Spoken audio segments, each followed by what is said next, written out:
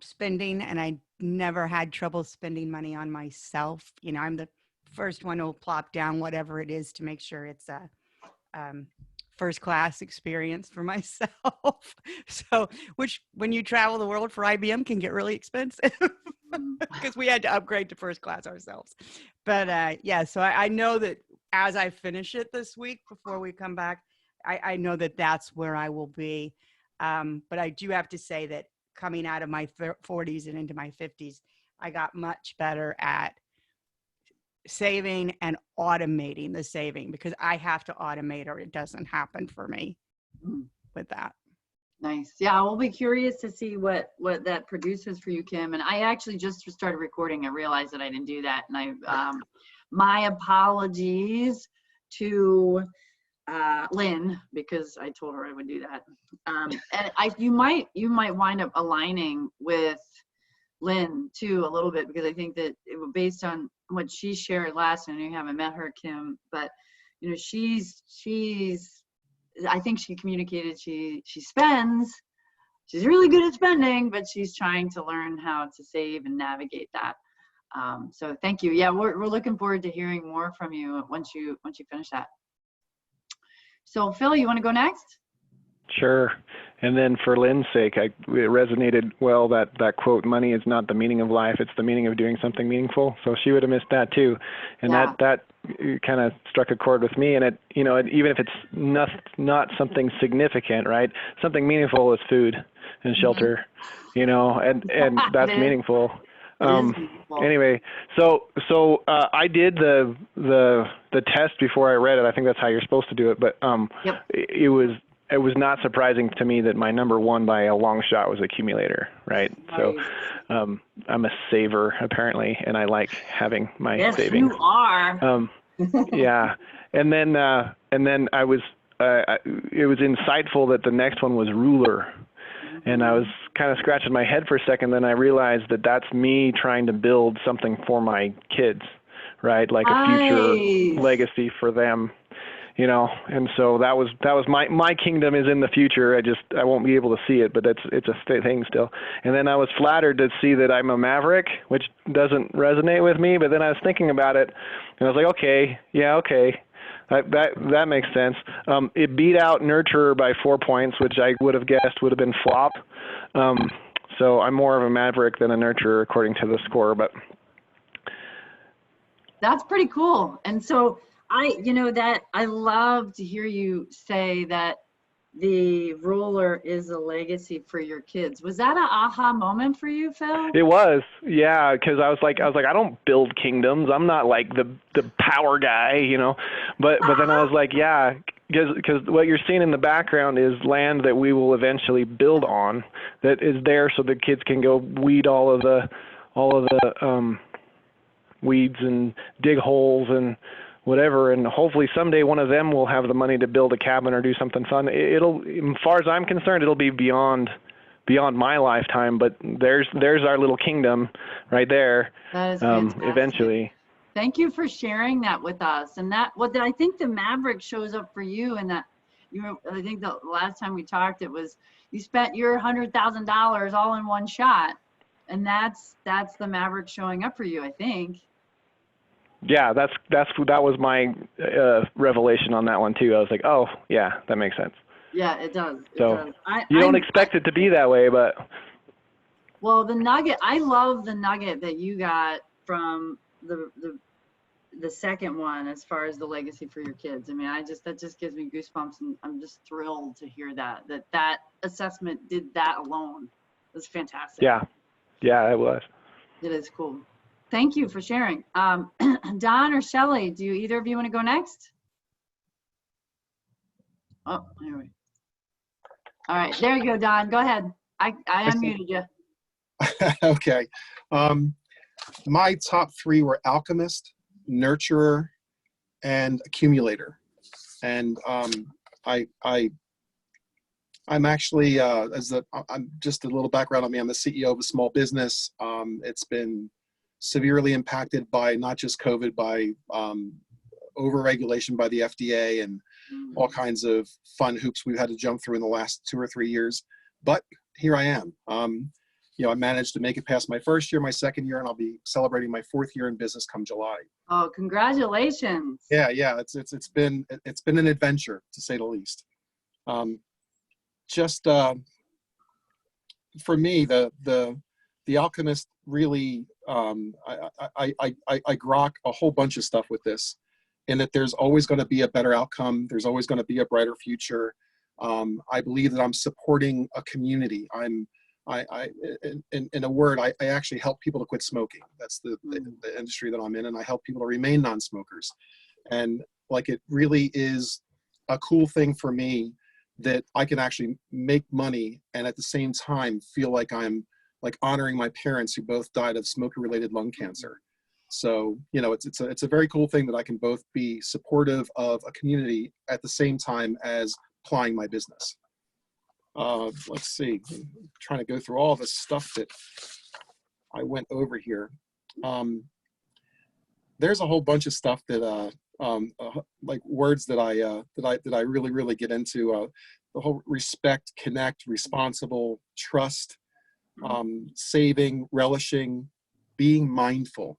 Mindful is a big deal to me, both in my personal life and in it just plays into my business ethics and my business morality. And it was really interesting to see like this, but this was my number one thing.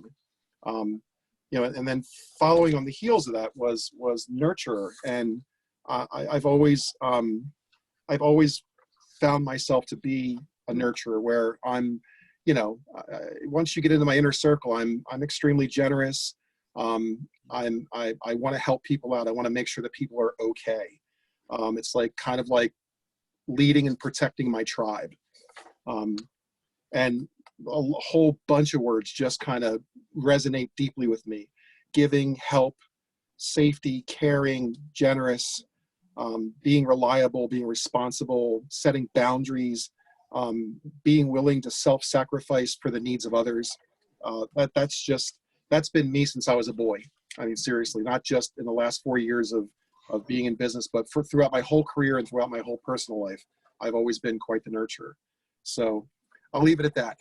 No, this is great. Thank you, Don. Was there anything that stuck out for you that was like, wow, I didn't expect that, or that was cool, or something along those lines? Well, the whole accumulator thing. I went over this with Amy. I'm a friend of Amy's, and like it was her number one thing. It was my number 3 thing, but my number 1, 2, and 3 were only they're close enough to be like by a point, like 31 Sure. to 30 to 29. Nice. So You're well balanced. That's good. a whole bunch of all of them, and a lot of the words that resonated with me in accumulator were also in nurture. So it's like I was amazed at like 2 kind of different things that I could be like so resonant with both of them deeply, so it was interesting. And where this is going to lead is going to be a fun adventure, I think. Yeah, it's cool. Awesome. Thank you for joining us too, by the way. It's great to have you. Thank you for having me. Yeah, and I'm sure Phil appreciates not being the only dude in the group. Way to represent, man. Bros got to stick together, right? Thanks, Don. Thanks, Amy. Shelley, would you like to go next? Sure. So when I completed the assessment, which was not long ago, I measured at connector was the highest score for me. Okay. And then came Maverick, and then came Nurturer. Nice. So just kind of hearing some of the responses from everyone else in the group thus far, I can kind of agree with the assessment so far from the connector side, because I have had my career spent highly in I'm homeschooling too, so there's no, hey, we get it. We totally get it. And I know she was like, "What's going on in there?" Right? I want to be on camera. No interest until she heard me talking. I promise you, it's in her own world. But We were all kids once. yeah, We should Still our kids. Right? Yeah, right. with the connector, I'm often highly engaged. I've served on several boards and been in directors' roles. So I'm always the person that's connecting individuals to business opportunities, and then they take off and thrive. And I'm kind of that person that's always in the background, that's also coaching them along the way and helping them to make good investments. And so I can see the connector part being the case. It's like I've always been connected to resources for wealth and wealth building, but I've always been giving so much that I haven't been taking enough of it away for my own good. Does that make sense? Ooh, yeah, it does. And I think Jamie probably resonates with that, and that, you know, she's, and maybe to some degree, Don, helping other people, and then sometimes we might be at risk for not helping ourselves. Yes, and that's what I hope this group helps me to kind of change, especially now that I have a daughter, because I've been the one for so many years that was the nurturer, the connector, and I guess even still the maverick showed up in my chart as well. Yeah. But in doing that, I can earn a lot and create a lot, but I'll give a lot equally. So it's not the most healthy balance, you know? And, you know, you raise a good point in that in some of these cases, if you look at some of I think it's the document that I sent, the grow your money tree, you know, create a foundational system to make and keep more money.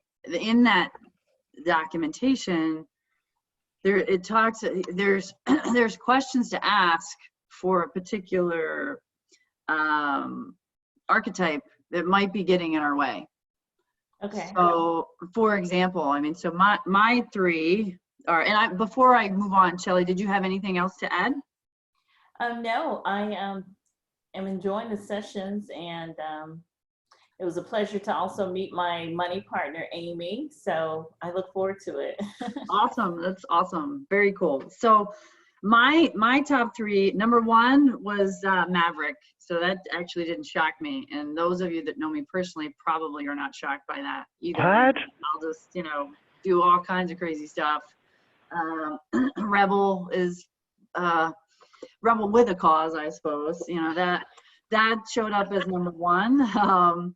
Number two was nurturer, which was actually a surprise to me because I don't consider myself to be a nurturing individual, and yet I guess I just don't classify it as that.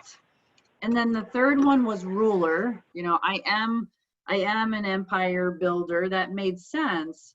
However, where I wanted to take this next is, and this is where I'll challenge each of you to look at these three archetypes and see if one of them is getting in your way.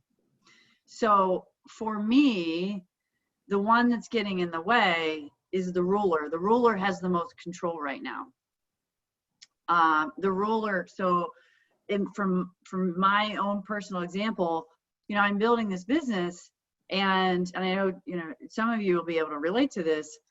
I'm taking the time, and I'm not necessarily taking care of myself in the process because I'm trying to work. I'm trying to make money. I'm trying to do more and do it faster. But that doesn't necessarily mean that I am doing it right. I mean, I need to take the time. I mean, Amy and I have had some one-on-one dialogue on, you know, I had Sunday off, which was great, but I had worked 13 days straight. That's not cool. I need to take restorative time for myself. And so that's a way of it showing up or getting in the way. And some of the questions that are in there are, and this is one of the things that Jamie and I talked about, because, you know, there's some of us have ruler in common. You know, if you were challenged to create your life's wealth within the next year, what would you let go of and what would you embrace?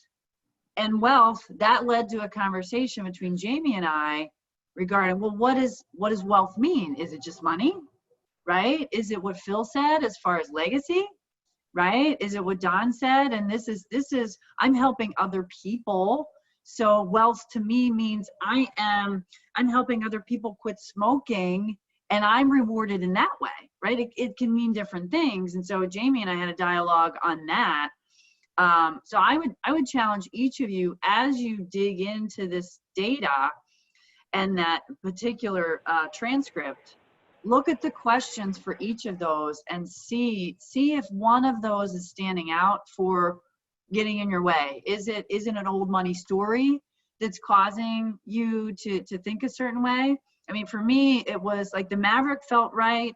The Nurturer feels like those are in the right spaces, but the Ruler is out of control and taking over and running. I mean, he is at the front of the bus, right? It's like, oh, driving like this, driving crazy.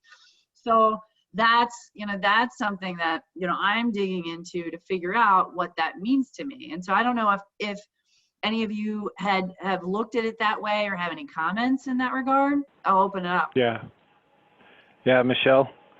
So I already had some thoughts about that, and you can help me correct some of my own thinking here, because I know that we get tunnel vision on our own thoughts, right? So for sure, the accumulator is so overwhelming that I know that it's getting in my way of taking some risks that would be better for me. That one, I nailed it right at the beginning. I was like, yeah, that's getting in my way.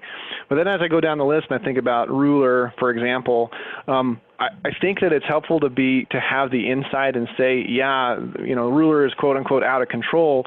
But on the one hand, that's purposeful for me. Like that's an informed decision. I know that I'm giving away some celebrity and romanticism and some of the things for me, like some fun and some luxury and some of those kinds of things. But that's on purpose. That's a purposeful decision that I'm okay sacrificing for. So I don't know. Maybe if I could experience some more of that, I'd be like, oh yeah, that's totally worth it, or whatever. But for me, at least for now, I'm proactively setting aside that, because I know that even though those take second seat to the Ruler thing, then it's all about priorities, right? You can think about personal priorities and societal priorities and family priorities. Mine is to build a legacy for my kids. And so on the other hand, I was reading the book that was what got you, I can't remember which one, what got you here won't get you there, or what. Is that the title of the book? Anyway, essentially said, hey, look, if you all are already, and for your whole life you've been dedicated to this one thing, and I think the alchemy, or like the Sacred Archetypes talked about this a little bit, but if you're already dedicated to that, why not let that go a little bit? It's not like it'll go away forever. It's already part of you. So if you can take the Ruler piece and let it take second seat, purposefully take second seat to one of those other ones, try something different, try something new, then maybe you'll find out that there's something better out there.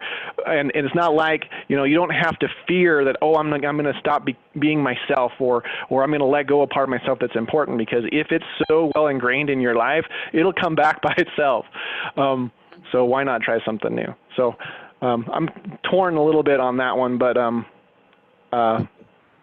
it would be interesting, Phil, for you to explore that same question that Amy and I have been kicking around, which is, if you were challenged to create your life's wealth within the next year, what would you let go of and what would you embrace? And I would change it a little bit for you. Like, if you were challenged to create your legacy, if you were challenged to create the legacy for your kids within the next year, what would you let go of and what would you embrace? That would be really interesting to explore that and see if you'd have if you do something differently in light of the year timeline helps us separate. All right, I'm going to get real right now. I'm going to stop screwing around, and this is how I would spend my money today. And if I only had a year, kind of like if you only had a year to live, what would you do? What would that look like? Because ultimately what you're saying is that legacy for your kids is super important.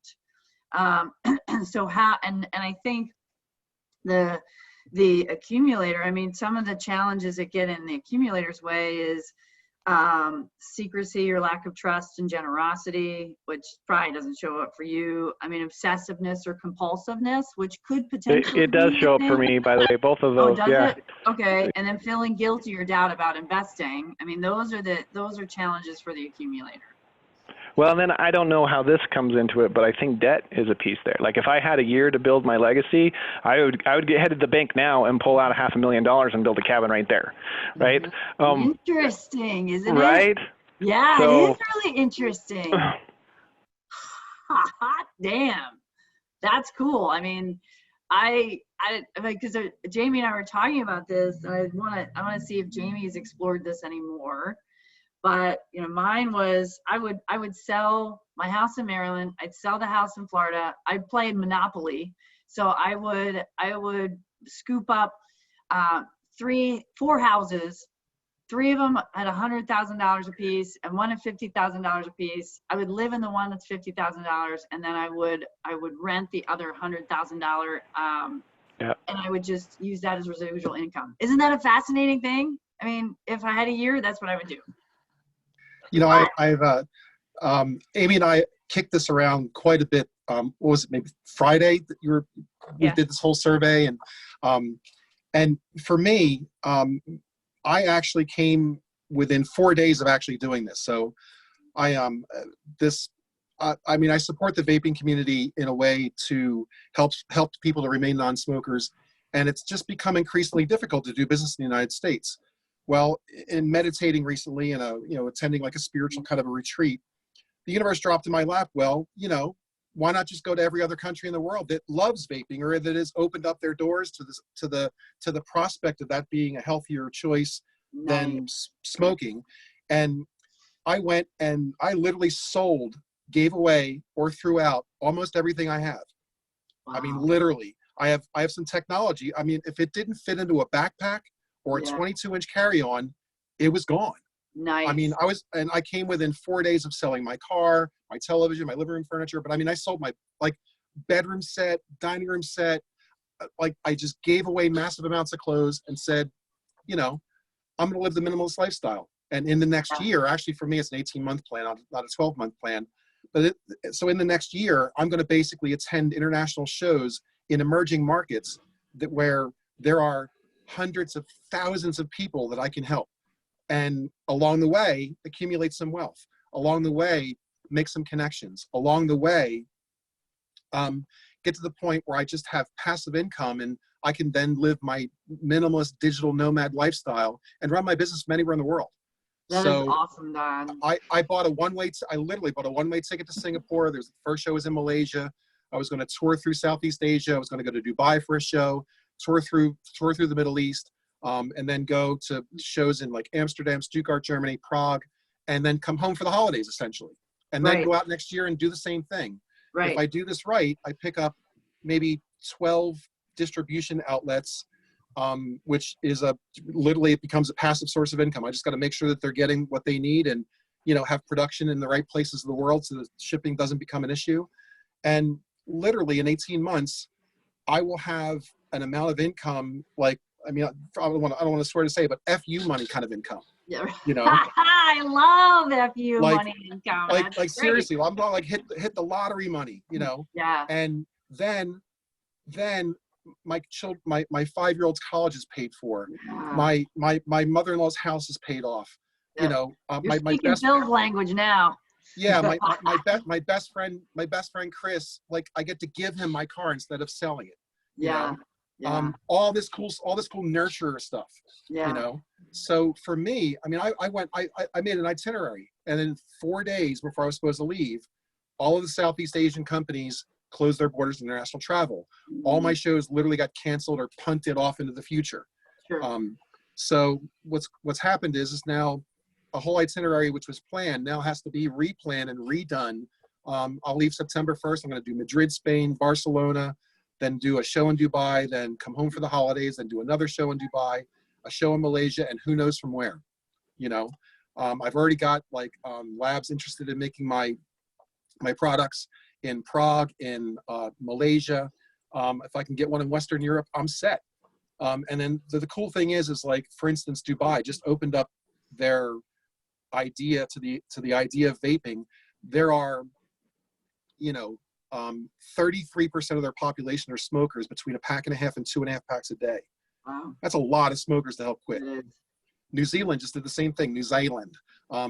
they just legalized vaping literally months ago. There's vape shops beginning to pop up all over the place. And another emerging market, just somewhere to go and say, hey guys, here's some really cool stuff to help you.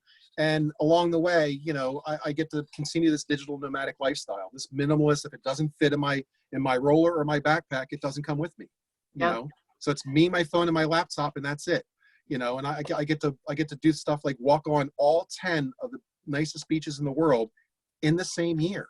Yeah. Like, That's cool. how cool is that? You know, I love that you're talking about how this showed up in your meditation too. So it was like thinking about it differently. And I think Phil, all of us had a conversation this last session about thinking creatively. What would you do? How can we think creatively? And I think Don just gave us an excellent example, Phil, of how he's doing exactly that. And it happened to show up during his meditation. That's fantastic. Yeah. I was imagining how I'd fit all my kids in my bag and drag the suitcase along the beaches, but no, they would all get a backpack and a bag too. They get to travel with you. They're traveling buddies, you know. Absolutely. I got 5 of them, so Yeah. Oh my! I have 4 adult children and I have a 5-year-old. Yeah, I totally get that. And it's funny because both my oldest and my youngest adult sons were like, hey dad, you know, like when you get to like, you know, like Thailand, can I come over and hang?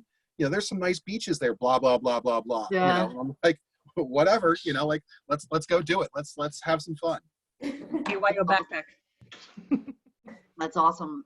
Amy, is there anything that you want to add to that based on, is there anything that showed up for you in your review of this, you digging into this based on the dialogue that we're having? Well, for me, you know, I'm at a pretty fun spot where I get to blow it up and build it from scratch. So for me, you know, as I'm looking at, I'm actually going to take Phil's idea, and, you know, I'm looking at these questions to see things getting in my way. Or maybe it's just about trying on something that isn't an already defined superpower. Okay, so I'm good at not spending myself. Good job. I don't need to keep redefining that, right, Jamie? So what else, what other muscle can I grow potentially? It might be an approach that I might take. Nice. Yeah. I like that. I like the idea of what muscle can I grow? Yeah. Right. Because it's not, and it's a good way to look at this and create a new money mindset around that too. Right. Exactly. I like that. That's a sexy way to put it. Yeah. I mean, just in general, Shelly and I were talking before this call. I'm like, I'm just taking this moment's pause to think, the heck am I making money for? Like, what's the purpose for it? Like, what am I trying to create with this versus just acquiring a bigger number on my tax return? Like, that's my goal. Like, how dumb is that? Yeah. They're taking more money than I heard. Right. That's not fun anymore. I'm past the point of that being redeeming value. My ego's done that. Check, move on. So that's why I'm super pumped for this group, because I feel like, especially Kim, I'm glad yours is a little different. Like, I'm glad everyone's got their own little thing, because I think we can really see things a little differently from someone else's vantage point. I'm grateful for that. And it's back to that quote with Jamie, right? Money is not the meaning of life. It is the means of doing something meaningful. So what do you want to do with it? And I think I shared this last time. In my meditation, and John, I don't think this is the first time you're hearing this. In my meditation, God, the universe said, well, what do you want the money for? I'm like, I don't know. So I'm like, so I want fistfuls of money, but I don't know what I want to do with it. That's a bit of a problem. And that came full circle. And that now I had a meditation where I shared this with Jamie, what does money mean? And so I said, there was this pot of gold, which is abundance. There was this goat that showed up. It was super weird. The goat is bartering, and he's fun, and he's consuming the money, the actual real money, because the actual money to me doesn't mean anything. It's useful for operating expenses, but it doesn't, like the bartering. I love doing that. I love the aliveness or the funness and showing up for stuff like this, you know, and it will pay whatever dividends it will pay later. It has nothing to do with money. So, well, I got some plans for it then. You make the money and I got something to do with it. there we go. Exactly. I absolutely have something to do with it. That's right. I got a beach to go walk on. There we go. There we go. And so, Jamie, did you kick the tires at all on that question? Have you pushed that further? I did. Actually, I came up with a plan for myself. So talking about money, you know, not being the meaning of life, my biggest struggle is the accumulator. Biggest struggle. Because I want it. I want to have it saved, but what do I want it there for? I'm not taking it with me. It's not like I can say, oh, you know what? And yes, I can leave it to Morgan. I have a separate account for her, you know, like, so like for me, yes, I want to be able to provide her for her those things, and not be in a place where she's financially struggling in any way. But I've taught her to work. So, you know, to work for things, to be able to provide for herself, you know, to save, you know, she knows all of those things already. So she's not going to struggle. So what do I really want this for? And when we talked about the question of if you didn't have the rest of your life to create abundance, what would that look like? And for me, it had nothing to do with the money. It was about experiences. Instead of, you know, okay, I don't spend money on myself. Well, why can't I spend money on myself to experience things in life? Why can't I go places and do things? Because I love doing that stuff. And then that being less worried about saving, but coming to the realization of, you know what, you have that money there. You can add to that money, absolutely. But why not give it? Why not give it? Because then it's doing something for someone else that doesn't have it. So I created a thing where I said that I'm going to do one new or favorite experience per month as soon as I'm not allowed, or as soon as I'm allowed to. I'm not locked in my house. And then at least one exciting trip per year. My money will go to that. It's for me, right? And I need to do those things to be able to not even just make me happy, but to get out of my comfort zone. Because I could save that money all day long. I could say, no, you don't need that trip here. You don't need to go there. You don't need to do these things. But why not? I'm able. And then finding a cause that means something to me and splitting what I would save and what I would give. Nice. So that's where I wound up with it. I know you and I went back and forth, and I was like, I don't understand what you're talking about. And I finally got it. I had my aha moment, and I'm like, whoa, I don't care about the money as it means to, you know, like have the money. Yes, I have the money. I've proven, like Phil said, like I've proven that I can save it. I've proven that I can, I'm good at that. So why not challenge myself with the things that I struggle with? Nice. Nice. Thank you for sharing that. I think I'm glad that you pushed through that. I think that and as you were talking, I typed in the chat, there's 3 questions for the accumulator as far as, you know, creating money alignment. And it's, what is frugality keeping you from doing or becoming? This may help you. Buying Phil. a freezer. Yeah. Buy the damn freezer, Phil. No, we bought it. Yeah, that since last time we met, I was like, get the new freezer. That's It's funny. 50 years old. Get a new freezer. Good job. You get a gold star, both of you and Jamie. And the money you save in electricity will pay for that freezer in 5 years. Well, we and go. food, because it keeps dying and we keep throwing out food. And I was like, this is stupid. Even sooner then, brother. Ooh. Even sooner. Story. And then there are 2 other ones that I don't know if this resonates with you or not, but imagine for a moment that nothing is going to happen that will diminish your saving for the next 5 years. How would this change the way you live? And then what are the 3 investments you can make that would expand your vision? So for those of you that are accumulators, apparently I'm not one. So there we go. But I don't know if that helps, but I'm just wanted to share that in those little tidbits. Yeah, whoever asked these questions, though, we need to go hunt them down because they predicted the whole COVID thing and didn't tell us, right? That's awesome.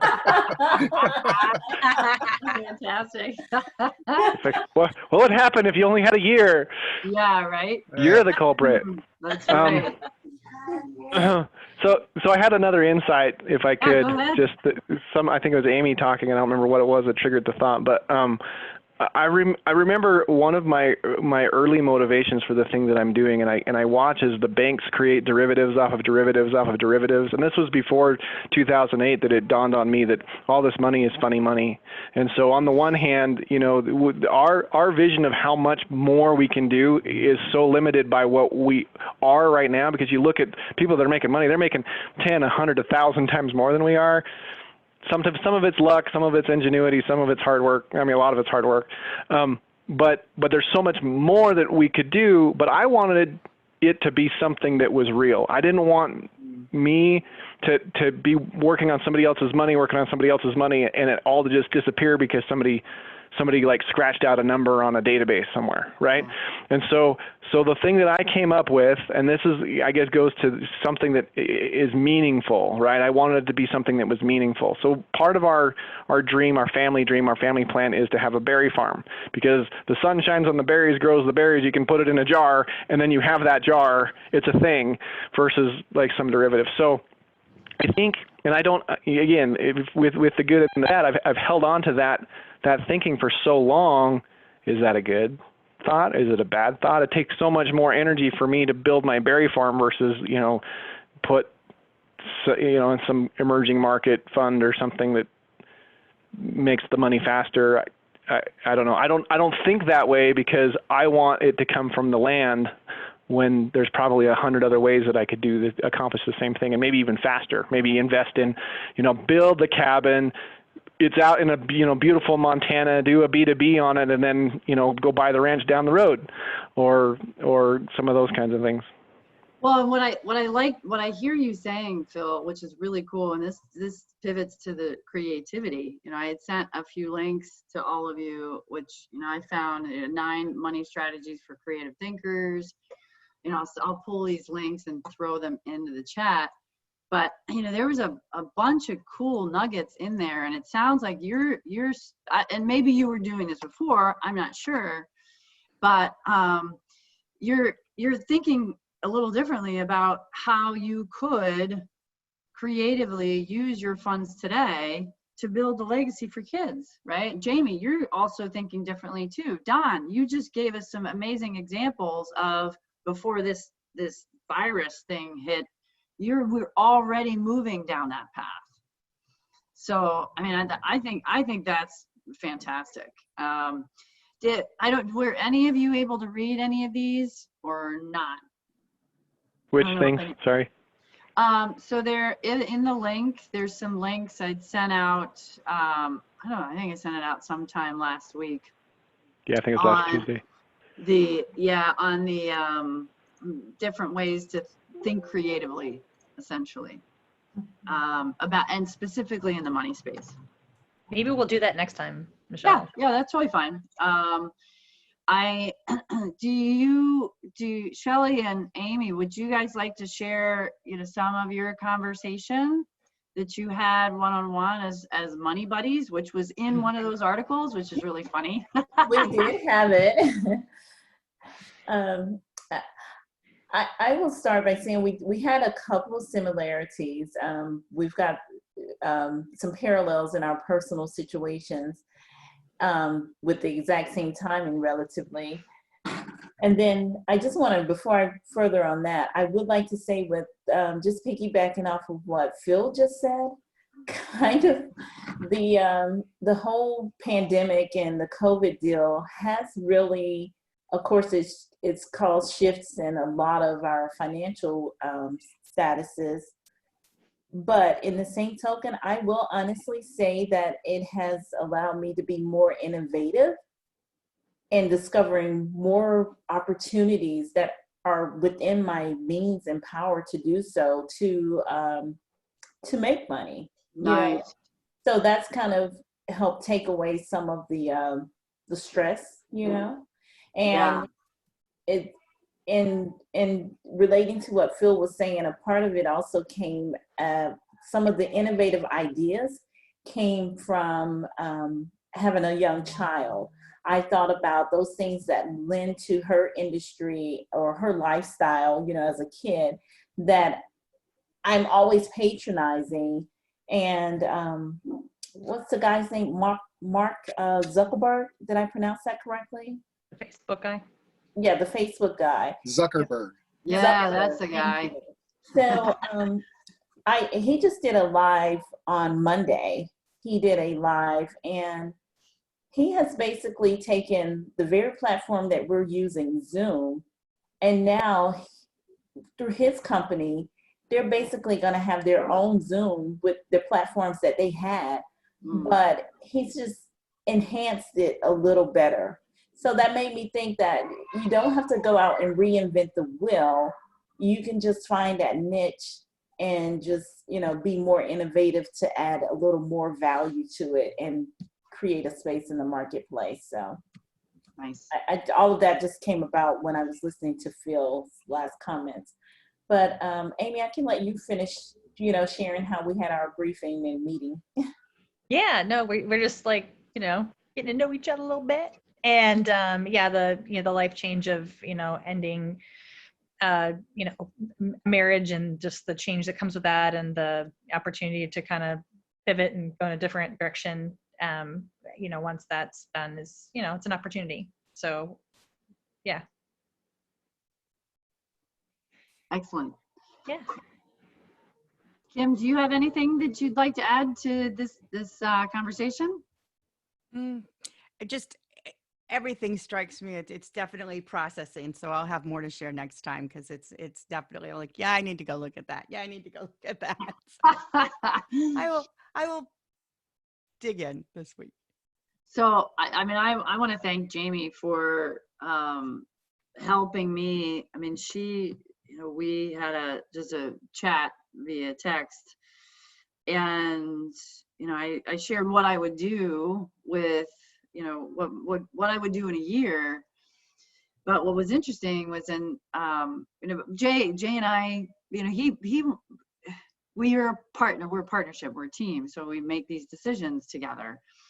And you know, that allowed me to create a framework of, okay, well, you know, now what do I want? You know, what does this look like? And you know, in a perfect world, the money serves a purpose to travel, to meet new people, to serve others, to help in a way where I don't have to go out and have a Joe job in order to pay for this stuff. You know, I can make money in a creative fashion and help others be a better version of themselves. That's cool. That's a sexy thing to me. So, you know, Jamie really helped me get through, all right, well, how do I navigate what this means then for me? What does the goat mean? What does the pot of gold mean? What does actual money mean? Right? So that was really cool. I want to thank her for doing that with me. You did the same for me. I wouldn't have had my aha moment that I did without that conversation. And I think that's what this is about, right? Having those people that you're connecting with, you can pick their brain, that you can share with one another, and something bigger comes out of it. Exactly. And I'm gonna put these two guys on the spot, Phil and Don. I don't know if, I mean, I know Lynn, yeah, like this way. Which way is it going? Because everybody's on a different spot on the board on your picture view, right? You know, I'm not sure if Phil, you and Lynn have had an opportunity to chat, but I think that if Don, if you're willing, I think that you could help Phil in a creative way move in a different direction with his legacy for his kids, if you know, if that feels right. I'm just gonna throw it out there, see if it works. I'm happy to talk about it, to walk down the path a little bit with it. Yeah, that'd be cool. I already stalked you on LinkedIn, Dawn. Oh my I love you, God. Phil. Oh. LinkedIn stalker. Kind of my thing. I did have a question about that. I did not connect with Lynn. I wasn't exactly sure. I mean, I know that the assignment wasn't explicitly stated, but I wasn't exactly sure if I ought to.